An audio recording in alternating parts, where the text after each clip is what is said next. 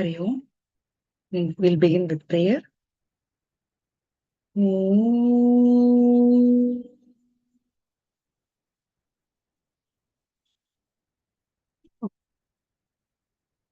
Om.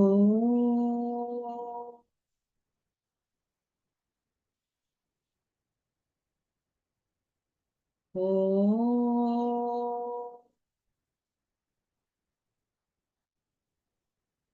Sahana Vavatu, Sahanau Bhunaktu, Saha Viryam Karavavahai, Tejasvinavadhitamastu ma vidvishavahai. Om Shanti Shanti Shanti. Hari Om Shri Gurubhyo Namaha. Hari Om.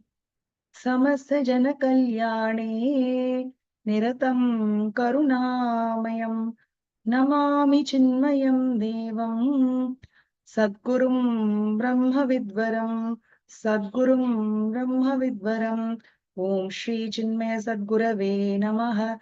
Om Namo Narayanaya Tasmai Namaswami Tapovanaya. Krishna Krishna Krishna. Hari Om. Om Shri Matre Namaha. Navaratri greetings to all. Bhagavad Gita, lesson 25 of 25. Throughout the Gita, Bhagavan Shri Krishna has been trying to impart to us, to all of mankind, the ideal way of life, a dynamic lifestyle. What should be the principle of life? What is the principle of life for which human equipment is made? That has been propagated and emphasized and taught throughout the Gita by Bhagavan Shri Krishna, which in the final verse of the Gita has been restated by Sanjaya. Sanjaya, the charioteer of Dhritarashtra, King Dhritarashtra, the blind king, was called for the war. Since he is not able to go there and see, he asks Sanjaya to narrate the whole thing, and we know that through the blessings of Bhagavan Vyasa Rishi, Sanjaya gets the divine vision and the ability to not only see what's happening in the war field, but also know the thoughts, hear everything that's going on, fully experience, fully imbibe what's going on outside and in the minds of people, and able to narrate to Dhritarashtra. Although this vision was first granted by Vyasa Bhagavan to Dhritarashtra, he denied it, he rejected it, he didn't want to see it because he knew what would be the ending. In the core of his heart, he knew, but he could not help. Therefore, he did not want to see that all that bloodshed and all that miserable war and his own people dying. He didn't want to see. So he refused it. And on the 10th day, he requested Sanjaya. And Sanjaya had narrated the whole thing. And through him, we also heard the entire Gita teachings. And Sanjaya means what? Very, very pure, something samyak. A very pure, disciplined mind, that sanjayate, that which is born very well, very nicely. A very, very mature, perfected mind became a recipient of the teachings of Shri Krishna through the blessings of Vyasa Rishi. So when the whole message of the Gita is summarized at the end, it is not even as the teaching as a verse by Shri Krishna. Vyasji ends it, the Gita, as a sloka by Sanjaya. So one may question, why should we even bother? It's not even a verse. Sloka by Krishna, the master teacher, the universal teacher, the Sadguru, Jagat Guru. It is by some Sanjaya. It's not like that. Sanjaya, simultaneously, as he heard, as the Shravanam happened, since he was a perfected soul, already as the word indicates, as through the blessings of Vyasa Bhagavan, he became a good recipient. And through all his narrations, we come to know he became a perfect instrument. Whatever leftover vasanas or impressions or negativities that were there, the impurities that were there, all got purified through the heat of the Shravana, the listening and the Mananam that was simultaneously and constantly happening. And the abidance was immediate for him. Such a perfected soul, a perfected being, Sanjaya, his word has been kept as the last sloka of the Bhagavad Gita. For us too, right? When the Gita is being said, we hear it directly, we read it directly, but when it comes as the reflections of reflected master like our Gurudev, who's a perfected soul who became the recipient of the knowledge through the Guru Parampara, and then their own churning happened, and then through their well-reflected words, when we hear it, it reaches and it touches. So therefore, what is Sanjaya's final summary of the Bhagavad Gita? The summary of Bhagavad Gita, the essence of uh, dynamic living, the right principle of life as taught by Sri Krishna, which has been assimilated and restated by Sanjaya, the perfected soul, a realized soul. Okay, what does he declare? Yatra Yogeshwara Krishna, Yatra Partho Dhanurdaraha, Tatra Sri Vijayo Bhutir, Dhruva Nitir Matir Mama, he says. So it is his conviction, his firm conviction, he says, and it's not, we don't have to bother about some random conviction, however firm it may be of any soul, but of Sanjaya it matters because, because of his positioning in the Gita, because of his nature as this perfected soul. And what is his conviction, firm conviction? Where there is Yogeshwara Krishna and where there is Partha Arjuna ready to fight, wielding the Gandiva, the bow, there is Shri, prosperity, Vijaya, victory, success, and Bhutihi, Bhuti is glory and expansion. Dhruva Nitihi, Niti is policy, governance, good governance. Dhruva is firm. That Dhruva can become an adjective for all the rest of the words also. Dhruva Shri, Dhruvaha, Vijayaha, Dhruvaha, Bhutihi, Dhruva Nitihi, which means firm and everlasting prosperity, everlasting, total, complete victory, Vijayaha. Dhruva Bhutihi, a beautiful, firm, everlasting, permanent glory, and Dhruva Nitihi, a firm, good governance, good policies. This is my conviction. Is what Sanjaya says as the final teaching, as the final summary. So what does this mean? We know the starting picture. I request all of you to recollect the opening scene of Bhagavad Gita, where we can see Arjuna is a spectacle of helplessness. He's pathetic, he's resigned, he's withdrawn, he's passive, helpless, seeking help. Isn't it? Visajya Sasharam Chapam, throwing away his Gandivam bow, he sat there on the chariot at the footrest. Shoka Samvigna Manasaha, overwhelmed with sorrow, with grief and delusion. He sat resigned, throwing away his Gandiva, his weapon. That was the opening scene, opening picture. And what is the final picture which Sanjaya has beautifully depicted? Yatra Yogeshwara Krishna, Yatra Partho Dhanurdaraha. So, Arjuna, after hearing the entire teachings of Bhagavan Shri Krishna, has now picked up his bow.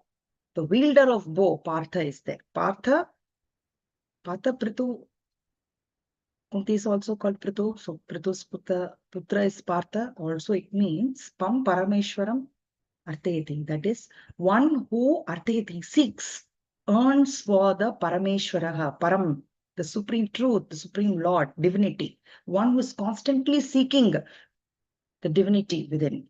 One who wants union with the higher, with the noble within him. That is Partha, meaning a true aspirant, a true spiritual aspirant.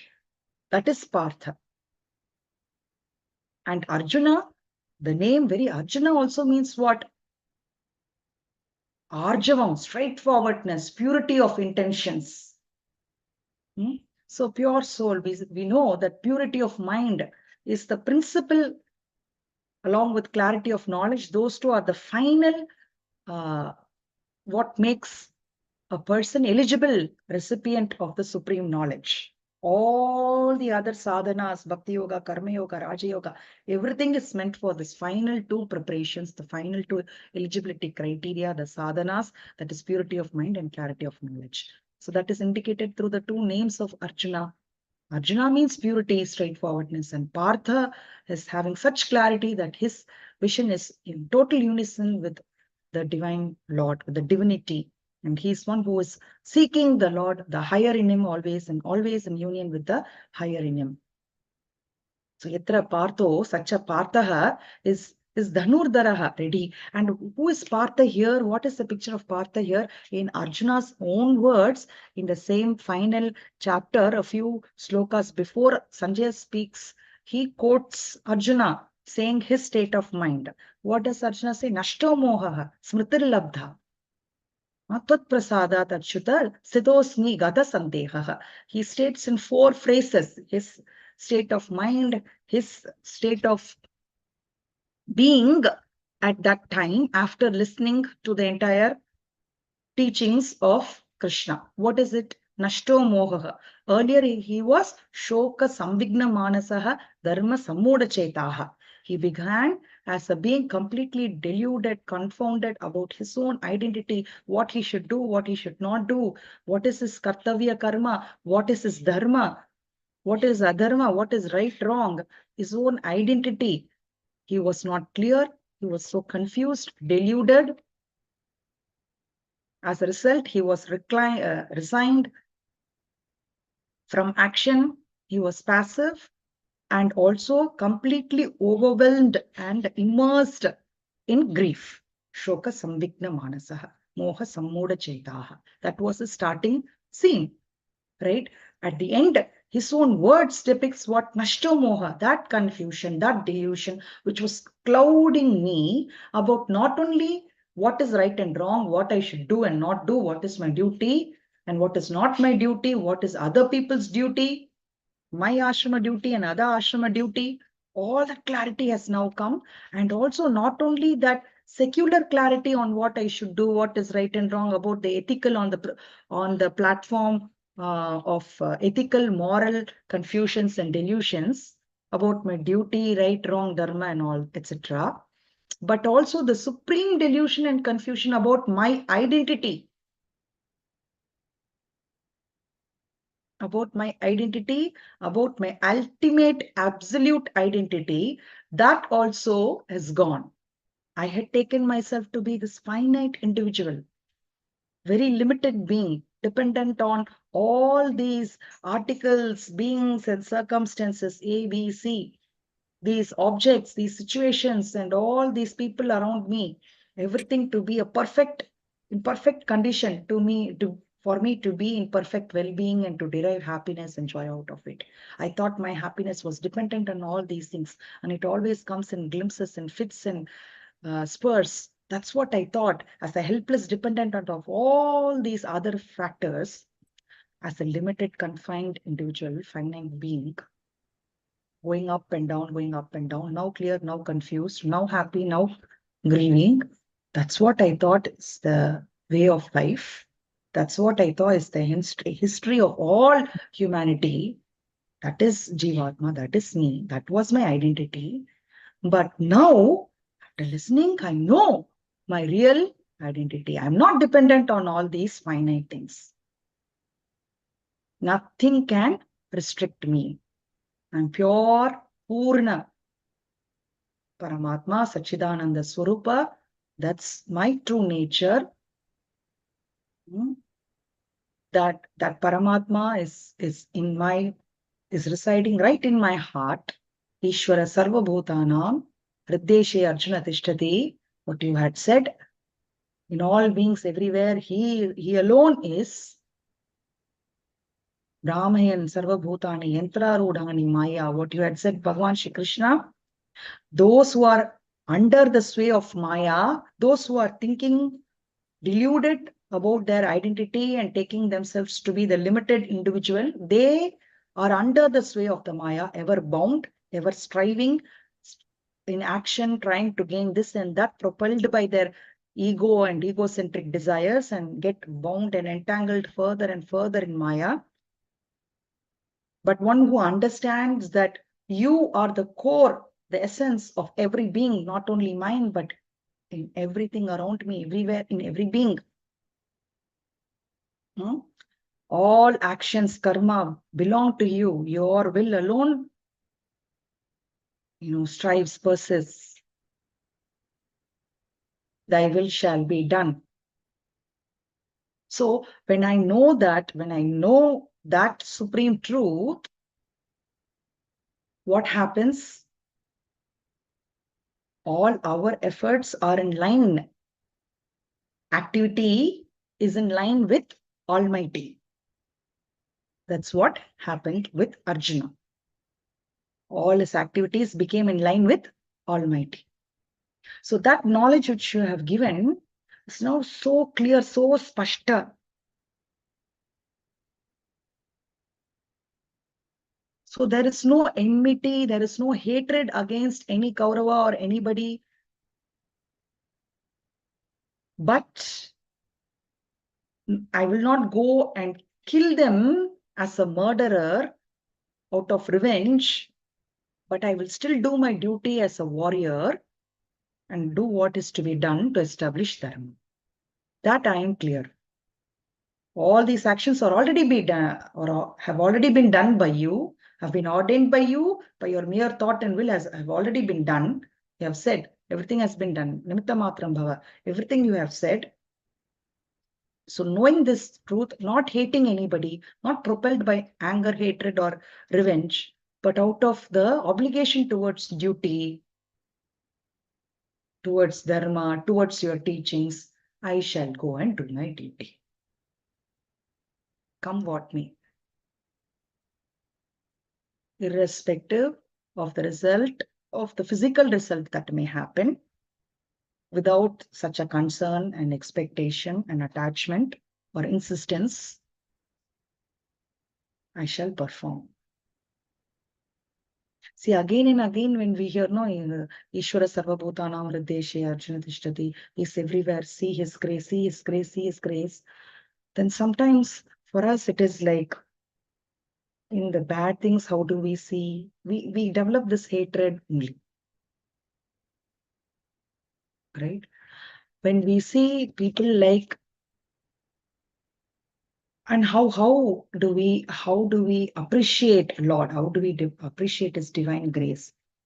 When we spend some time with realized masters, with Puja Guruji, even in informal satsang, always he keeps saying what Bhagavan has said. Only one thing, Manmana Bhava Bhakta. Fix your mind on the Lord. See His glories alone everywhere. His vibhuti alone everywhere. How can you not see? Even as he describes, the sun shining and the moon shining and the five elements and the air, the rains, the cool breeze, everywhere is divine presence alone. How can you not be? How can you not see? How can you not feel and realize His presence and His glory and His grace and His love for us? When He says, even as He says that, He chokes. For us, sun, sun. Night, day and night, day and night. The air we breathe, okay, what is there? We take everything for granted, but they have such appreciation. Sometimes it feels like a childish appreciation, childish wonder. But such a perfected soul is ever reveling in the bhuti, vibhuti, and glory of Bhagavan, seeing only His glory everywhere, accepting everything, and yet not passive, dynamically doing whatever duty has come to them.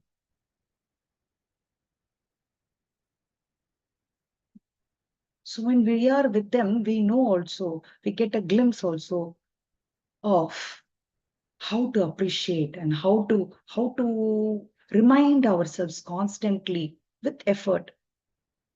Then later on, effortlessly, it will happen to us also. to see and recognize God everywhere, His will in all actions. Right now, it just may seem like an impossible task or even something I don't want to do because our ego and egocentric desires and vasanas are so strong that it propels us in a certain direction. So even though Krishna says, and even though our Guruji says, or Guru Parampara says, it's not become our conviction. But being with them, these realized masters, and hearing their words of wisdom and their expressions, how they bask in the divine presence and glory, gives us some confidence, some glimpse, as one day I will be there, walking the path that they have shown. But with effort, we should strive constantly. That clarity has come to Arjuna. He is at peace. He is at peace. There is no hatred, there is no revenge, there is no negativity. He is at peace with the situation. He's not now trying to choose his actions, as in whether I should run or stay here and do my duty. Such confusions are not there. And confusions regarding his original identity has also gone. He knows he's not dependent on any other thing. He's full Purna. The divinity is within him and it will guide him in his duties. He is aware of the presence. Smritihi labdha. That is what it is. Smritihi labdha. He's got back the clarity of who he is. Tvat prasada, then he's not claiming anything to be his own efforts. He's saying it's all because of your grace. And despite me, it has happened. Meaning, despite all my flaws and defects, this has happened. Now, stitosmi, gata sandehaha, all doubts have gone. And stitaha, I am firm, firm like a lighthouse, firm like a mountain. With such clarity and conviction, with all doubts gone, with all delusion gone, with all grief gone, by the grace of the Lord, and what he says, Arishe Vachanam Tava. I now do as you say. So what through Arjuna's word we understand of a state of mind of his being at that state. Such a Partha, Dhanurdaraha, wielder of bow, having picked up his Gandiva again, now ready to fight, not propelled by revenge or hatred or anything, or not with I have to do, my God, I have to do, not like that, unwilling and unprepared or unhappy about it, but just cheerful, pleasant, with complete peace and harmony with the situation, with this activity in tune with the divinity, with the Almighty. So three factors have been given there. Yatra, Yogeshwara Krishna, Partha, Dhanurdaraha. Partha is Dhanurdara, but still the Dhanu is now in his hand. So what are those three elements? Krishna is Yogeshwara always. That is, he is the master of yoga, master of all yogas, all the parts. He's a perfect integrated being. He represents here the spiritual knowledge and the spiritual vision of life. The ultimate highest truth, that vision, the holistic vision, the spiritual knowledge, the spiritual vision of divinity, that is what he ever integrated, ever in unison. That is Yogeshwara Krishna.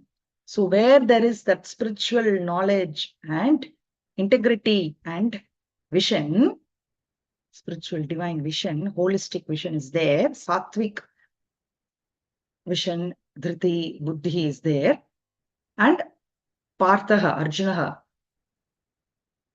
a soul, a perfected, eligible adhikari now, Arjuna.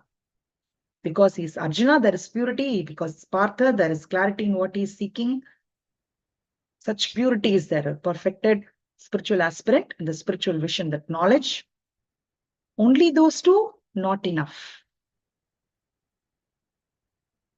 That Partha, that pure individual with the clarity of conviction and knowledge, should now be what? Dhanurdharaha. Exert in action. Put efforts towards efficiency in action. So Gandiva, Dhanuhu here represents skill in action.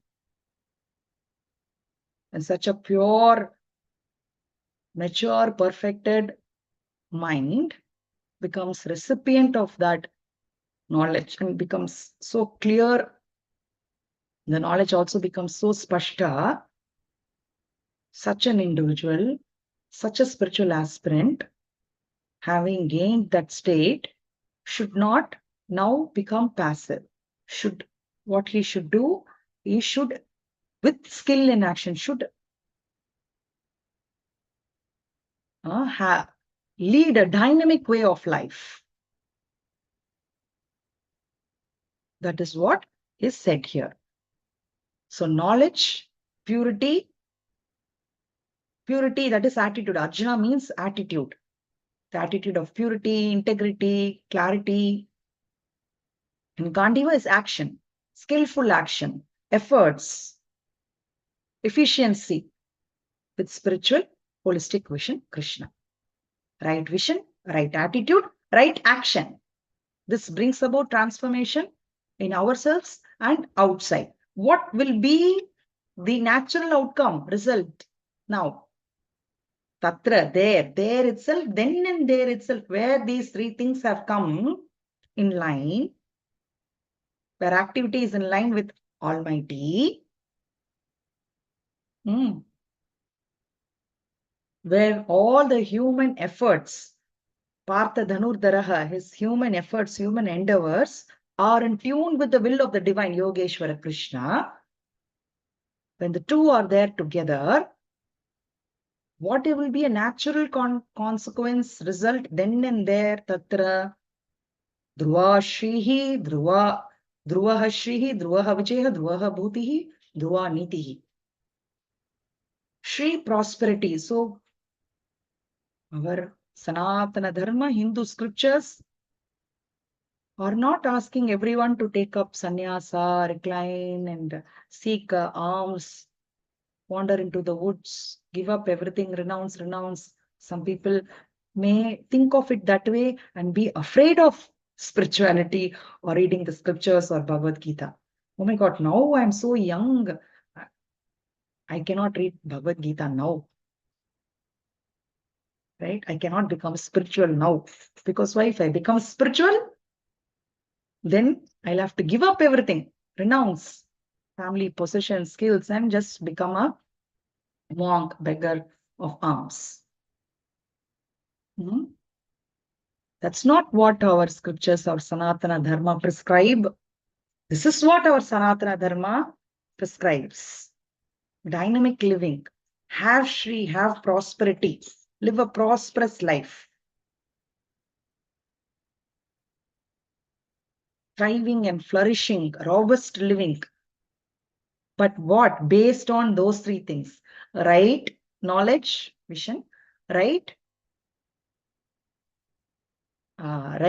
attitude, and right action. Right knowledge, right attitude, right action. With that, strive for Shri, prosperity. Abhyudaya, well-being, prosperity. That will give everlasting prosperity, not the prosperity that comes and goes, that is fickle. But when these things are right, then everlasting prosperity will be there. That prosperity which will nourish not only oneself, not only one's own family, but the society, the community, the nation, the humanity, overall, the totality. Such prosperity will flourish, will nourish the totality. And dhruvaha vijayaha, victory will be there, success will be there, will automatically come. all the actions that one undertakes with that right attitude and vision and action, that will, it's not that one works towards victory, but the victory will come marching to that person. Because it's not his personal wish, it's not his whim and fancy, but it is the divine will.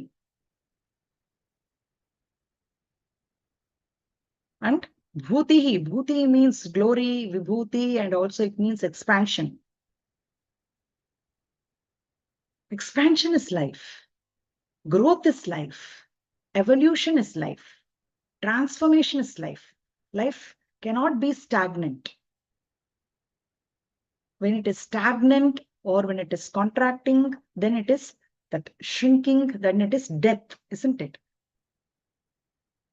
Contractions, shrinking, or stagnancy, that brings about death. Positive transformation, evolution, expansion, growth is life. So one should constantly strive towards that. Secular and spiritual. Gurudev beautifully says it should be a beautiful, harmonious synthesis of secular and spiritual. Our life should be a synthesis of spiritual wisdom and secular prosperity, material prosperity and spiritual unfoldment. The sacred and the secular, to say exactly in Gurudev's words. There should be a holy marriage, a union between the sacred and the secular. What does he mean by this? This is what.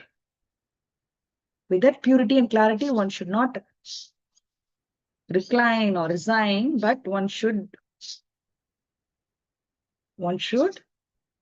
thrive and strive in dynamic spirituality. This is called dynamic spirituality. Marriage between secular and the sacred. Spiritual vision, unfoldment, and material prosperity should go hand in hand. So there will be prosperity, victory, bhutihi, expansion, and that expansion will not be at the expense of certain beings. It will be an all-inclusive expansion. It will not be an hindrance or an obstacle to the welfare or the well-being of other beings and other nations. It will take everyone in the stride. Then dhruva nitihi. So a person who is like this, a perfected being, with the Yogeshwara Krishna and Anuddara Partha, it's not two different individuals now, 2 or 3 different things now. It's all integrated in one personality. One personality with the right vision, right attitude, right knowledge, right action. An integrated being, an evolved being, a dynamic being. Such a being will, in him and through him, there will be Dhruva Nitihi only. Good governance and sound policies and good laws, firm laws will be there. Dharma will be there everywhere. Because such an individuality will uphold Dharma and the Dharma will protect him. For them, Dharma is larger than life. We have seen in the lives of great souls, in the lives of avatars, Rama and Shri Krishna also, they all valued values and virtuous people and dharma more than their own lives, even as avatars, isn't it? They stood for it. Their life was meant to teach us that lesson only. Yito dharmaha tato krishnaha, yato krishnaha tato jayaha.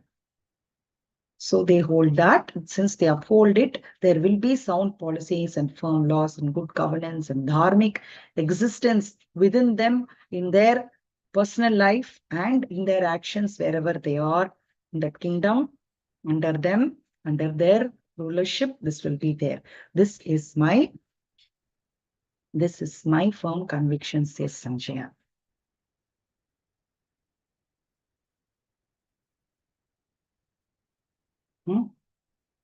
So this seems to be the final message, the all-conclusive message of Sri Krishna and of Bhagavad Gita and of Sanatana Dharma is this. There should be unflinching, faithful devotion to God and to duty. When this is there, then all else, all this prosperity and all this victory and all this firm governance and lordship and sovereignty, everything will come.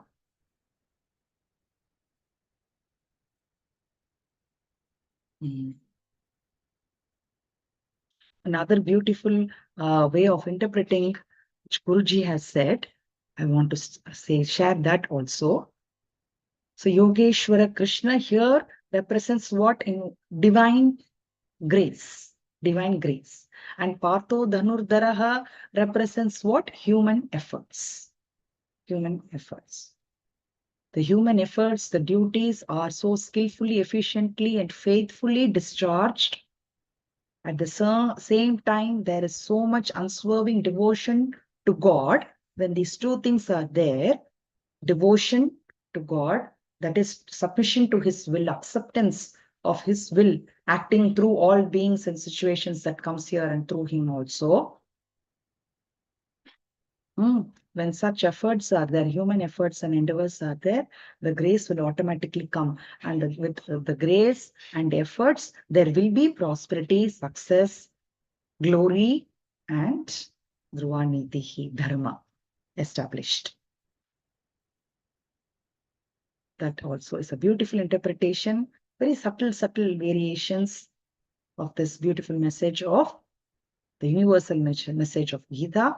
The sloka ends with the word mama. Dhruva nitir matir mama, it says mama. And we know that the first sloka of the Gita starts with the word dharma. Dharma kshetre, kurukshetre. Isn't it? That's how the first sloka begins. So take the last word here and the first word here. What do we get? Mama dharma. Dharma kshetre, kurukshetre. Kshetre, kshetre, kuru dharma. That is mama dharma. This entire Gita talks about our duty, our dharma. What is the dharma of each one of us? In any stage of our life, what is our dharma? And what is the ultimate dharma of every human being? Is to realize and abide in that highest truth and live in perfect unison with the purity, with the divinity, with the Sachidananda Swarupa, that is Atma Swarupa, abide in it. Know it, realize it, abide in it. That is the supreme dharma also. So doing your dharma in every stage, according to your age and stage in life, in every stage, at every level of your personality, in all fields of action, in all spheres of life. Kshetre, kshetre, in every field, in every sphere of life, at every level of your personality. Discharging your duties faithfully with devotion to the supreme will, to the supreme divine will. Ultimately realize your dharma as Sachidananda Swarupa, abide in it, be realized, be liberated, be happy always. Nanu shochanti panditaha.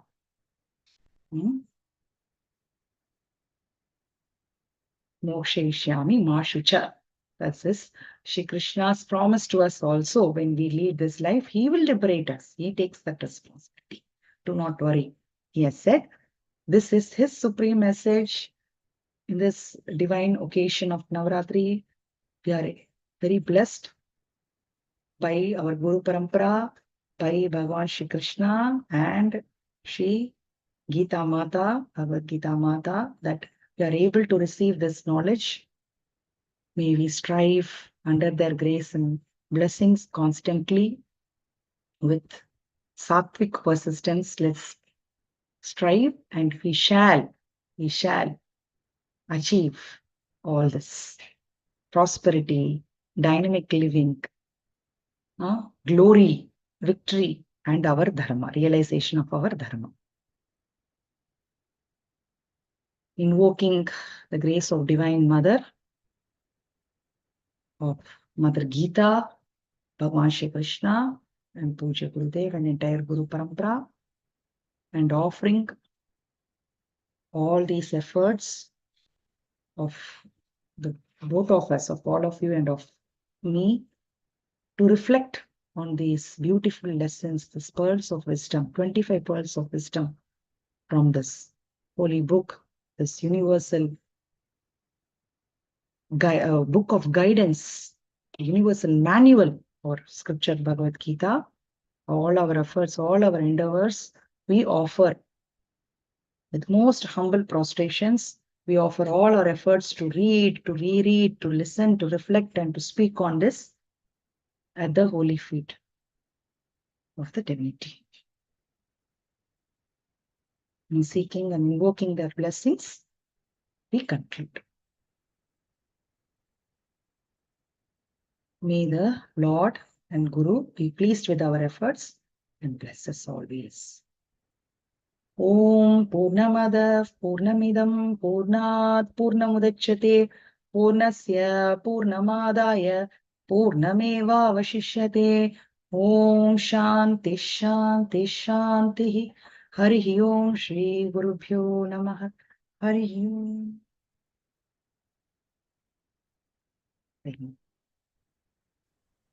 Hari Om. Om.